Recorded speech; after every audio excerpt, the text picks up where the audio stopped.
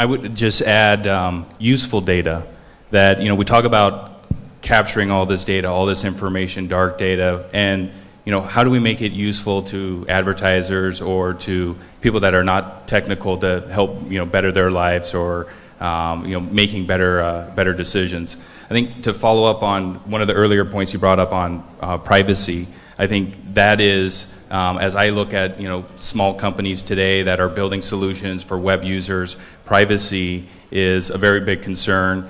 There's, I don't know if you guys get any time, but there's an interesting documentary. It's called Terms and Conditions May Apply. I recommend as a homework assignment you go download that movie and check it out. But I think this is something that will be a big issue as we talk about big data, NSA, people, consumers getting more concerned about what kind of profile are you building.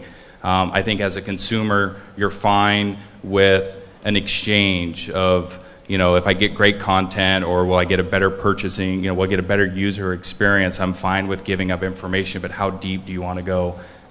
So privacy is a big issue. Okay, so let's continue with that idea, privacy. Will communities request to make data much more secure? Will they request, in your think, it's maybe not really a technology question, it's more a social question, but is there going to be a major change as the way to the public looks at all this data and how the NSA and other agencies are working with that? Is going to be, or just people are going to say, I don't care, whatever? No, sort of the same as now.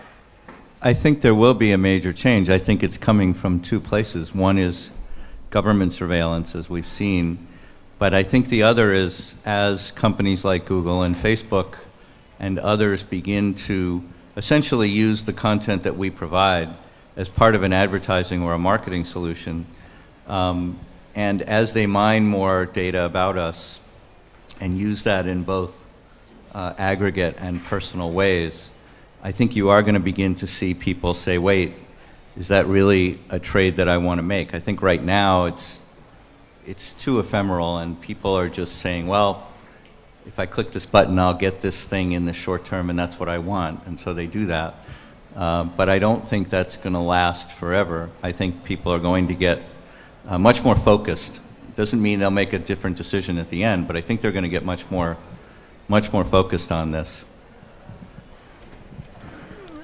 I agree with that. I think this is a very interesting point in time if we talk about the social media era. In the US, there's a discussion right now whether it's coming to an end or it's actually the beginning. And the reason why the discussion is there is obviously because we've now seen LinkedIn, Facebook, YouTube by Google, and now Twitter doing the IPO. And all of these people and companies are now driven in a public place, which means that, of course, they're accountable to their shareholders. And as they become accountable to shareholders, over time, the shareholders want a return. And what does that look like? It potentially means exploiting data. It definitely means more advertising.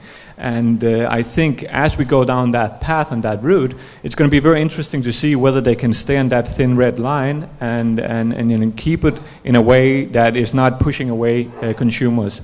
And obviously the privacy issues really kicks in here because as we already talked about, I think often what you see is that over a period of time you go to one extreme and then the pendulum starts to swing back. And I think at this point in time I do think we're at one extreme. I do think it's very extreme that you upload things to Facebook and Facebook owns everything that is on that platform. That is very extreme, and I think that pendulum will swing back, and at the same time we're hit with social company that needs to make a profit. Maybe one. Yeah, go ahead. I actually one comment. I actually agree with what I think Jonathan said earlier, that the next maybe 5 to 10 years are going to be critical to understand if we are going for privacy or we're not going for privacy. There is this notion that I heard from several people that the young generation doesn't care about privacy. They're on Facebook, they share everything that they want to share, they share almost everything they have. And another claim is that it's true, but there are things that they will never share. And definitely when they grow up, they're not going to share. I think within the next 5 to 10 years, we'll know the answer to that. My bet is that we are too long ahead or farther ahead to go back from and have everyone have their own privacy on whatever they want. But that's just my own thinking about it. But it's definitely a question that we'll need to answer. I just wanted to make one more point. About big data, not from the privacy perspective, but from the commercial perspective. It's been amazing to me to watch how much money is being thrown at any company that says they're in the big data business. And basically everyone is now saying we're in the big data business. The truth right now is that big data is still pretty bad. The data that actually exists is still not anywhere near the algorithmic power that exists in order to mine it and analyze it. You even had a company like Axiom, which is one of the companies that for years collected more personal data than just about anybody about Americans. And they recently did a campaign where they said, you can go onto our site and look at the data that we have about you. And it was fascinating because they had never allowed this in the past. And in fact, they had made it extremely difficult for you to opt out of their databases and get your data expunged from them. And here suddenly they were allowing you to do this. And the reason was because the data was actually incorrect in many, many cases. And your natural instinct when you went online was to say, oh, that's wrong, I'm going to correct it now. And suddenly you were giving them the fact that you were actually a teacher and not a doctor, or something like that. And so even a company like that actually had to use the user in order to get their data to be up to speed. I think we have a ways to go. Big data is becoming an overused term. I think it will be big business, and for some companies it is already. But it's got a lot of hype to it right now. So maybe I can just focus the question. You mentioned Axiom and obviously big data and the cloud and the social crowding. I want to ask you, since there are 3 journalists in the panel, at least part of their career, how do you think media would look like in 10 years? Who will supply the news? Who will supply the media? Is it all going to be pretty much like it's today, with the incumbents doing the bulk of the work? Or most of it is going to come from all over the place, from social networks? Yeah, but you wanted to say something first. I can start with that, yes. I have left the business, so all right. But I really hope that we're going to have, also in the future, well-paid journalists which do 3 things: select, structure, and give some value to information, more than the normal reader can. So I don't think that we will survive in information society with a completely free model. Jimmy, you wanted to say something? Yeah, of course. I have an opinion about that, since we're one of the companies disrupting that area. You should. And I think there's no doubt we're in this middle of this paradigm shift, and it's never going to go back to what it was. I think there's people that think that eventually the pendulum will move back, but the thing is, technology has empowered people. Technology has democratized media, and people want to have a voice. And I think that's one of the things. The other thing that technology has done is that it's increased the pace of the news cycle. So as an example, 5 years ago we did 200 news outputs on a daily basis. Now we do 1,600. It's not because we want to do 1,600. It would be much more economical to do 200. But if we are not doing 1,600, we are not feeding the news-hungry audience. And the point I'm trying to make here is that we can't produce 1,600 news outputs on our own and make a profitable, viable business. It's just not possible. So I have to believe in crowdsourcing. I have to believe in inviting the community in and taking part in the content creation. The journalists, we have around 800 journalists, so it's not that I don't believe in journalism. I do believe in journalism, but it's just the model has changed, and we need to accept that it's changing, and that's at least what I believe. We also do need to see that over time that people want to pay for news. I think right now it's a very difficult situation for a lot of the traditional players. They put paywalls around their content, and it's not really working at scale. And that said, I do think there's enough people out there that wants to pay for news, because if not, the ad-funded model cannot pay for the whole ecosystem, and the quality of the news will be very, very low. So we need the New York Times, the Wall Street Journals, the Guardians. We need those guys to survive, but they need to get the model right. And I do think in the news industry, I'm living from an ad-funded model, but the traditional players obviously need to kind of get to a point where they create a more sophisticated model that's much more a la carte and much more, I think we're looking for something like when iTunes entered into music, right? Before iTunes went into music, 90% of all music was downloaded for free. It's the same in news right now. Then iTunes came in, and what they did different, apart from the technology, was that suddenly the music industry was interested in selling one track instead of the CD. And I think that's the model we need to get into for news. Then I think people will slowly get used to it, and they will pay for news. But I have a follow-on question to you. With all the technology, your news is going to be very privatized in the sense of it's going to give you what you want. It's the filter bubble thing. Do you think that at the end of the day, people will find themselves with just a very narrow set of information that they want? Maybe basic stuff, gossip, whatever, and because the system is bringing them only what they want, having analyzed what they want, they'll miss the bigger picture of what's happening in the world and the big topics.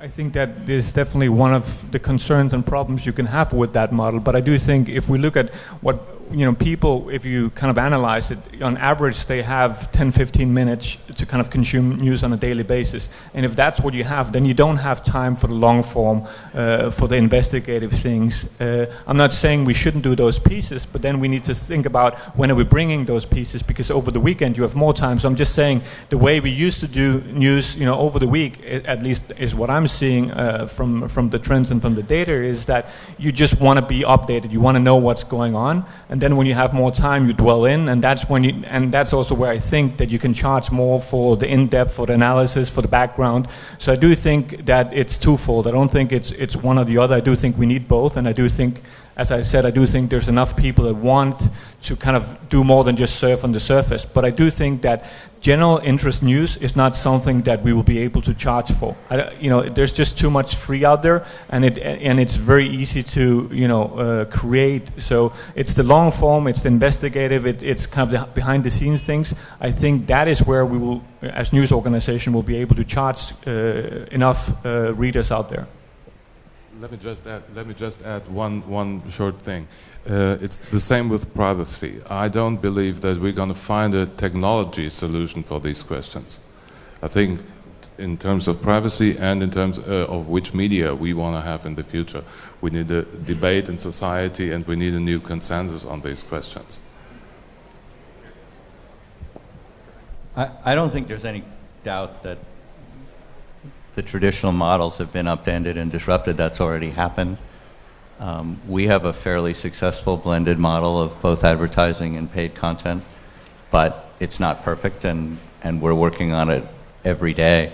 I think one interesting thing about models like the Huffington Post versus ours is that it may be an ironic end, because at the end of the day, I'm not sure the value of any destination site is going to matter. And that's really how sites that operate on the free model monetize at the maximum.